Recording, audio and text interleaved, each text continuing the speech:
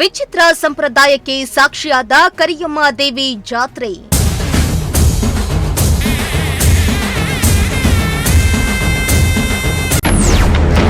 ಸತ್ತ ವ್ಯಕ್ತಿಗೆ ಜೀವ ತುಂಬುವ ವಿಚಿತ್ರ ಆಚರಣೆ.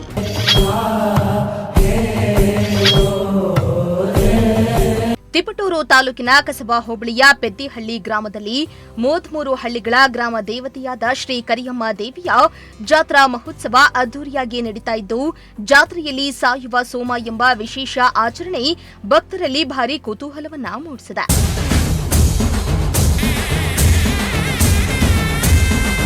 ತಿಪಟೂರು ತಾಲೂಕಿನ ಪೆದ್ದಿಹಳ್ಳಿ ಗ್ರಾಮದಲ್ಲಿ ನಡೆಯುವ ಈ ಜಾತ್ರೆಯಲ್ಲಿ ದೇವಿಯ ಶಕ್ತಿಯಿಂದ ಸತ್ತ ವ್ಯಕ್ತಿಗೆ ಮತ್ತೆ ಜೀವ ಬರುತ್ತೆ ಎಂಬ ನಂಬಿಕೆಯಿಂದ ಸಾಯುವ ಸೋಮ ಎಂಬ ವಿಚಿತ್ರ ಆಚರಣೆಯನ್ನ ಪ್ರತಿ ವರ್ಷ ಆಚರಿಸಲಾಗ್ತಾ ಇದೆ.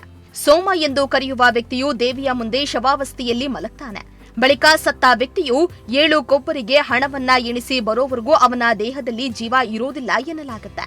ಸುಮಾರು 1 ಗಂಟೆಗೂ ಹೆಚ್ಚು ಕಾಲ ಶವಾವಸ್ಥೆಯಲ್ಲಿ ಮಲಗಿದ್ದ ವ್ಯಕ್ತಿಯನ್ನ ದೇವಿಯ ಮುಂದೆ ಇಡ್ಲಾಗುತ್ತೆ. ಬಳಿಕ ದೇವಿಯ ಶಕ್ತಿಯಿಂದ ಆ ವ್ಯಕ್ತಿಗೆ ಮತ್ತೆ ಜೀವ ಬರುತ್ತಂತೆ.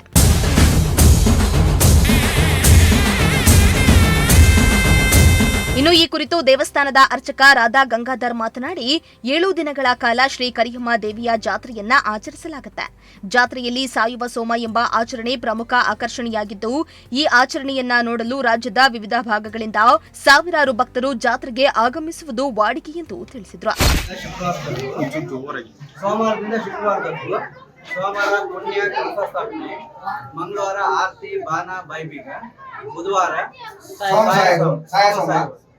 ಗುರುವಾರ ಸಿಡಿ ಉತ್ಸವ, ಶುಕ್ರವಾರ ಬ್ರಹ್ಮರಥೋತ್ಸವ. ಬುಧವಾರ ದಿವಸ ವಿಶೇಷ ಏನು ಅಂದ್ರೆ ಗಂಗಸ್ಥಾನಕ್ಕೆ ಹೋಗಿ ಅಮ್ಮನವ್ರು ಬಂದು ಸತ್ತ ಸೋಮನಿಗೆ ಜೀವದಾನ ಮಾಡೋದು ವಿಶೇಷ ಕಾರ್ಯಕ್ರಮ.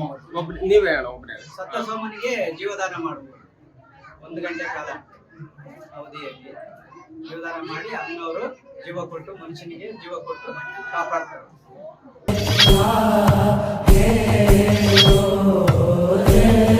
ಒಟ್ನಲ್ಲಿ ಈ ವಿಶೇಷ ಆಚರಣೆಯನ್ನ ಕಣ್ತುಂಬಿಕೊಳ್ಳಲು ಸಾವಿರಾರು ಭಕ್ತರು ಜಮಾಯಿಸಿದ್ದು, ದೇವಿಯ ಭಕ್ತಿ ಮತ್ತು ಸಂಪ್ರದಾಯಕ್ಕೆ ಸಾಕ್ಷಿಯಾಗಿದೆ.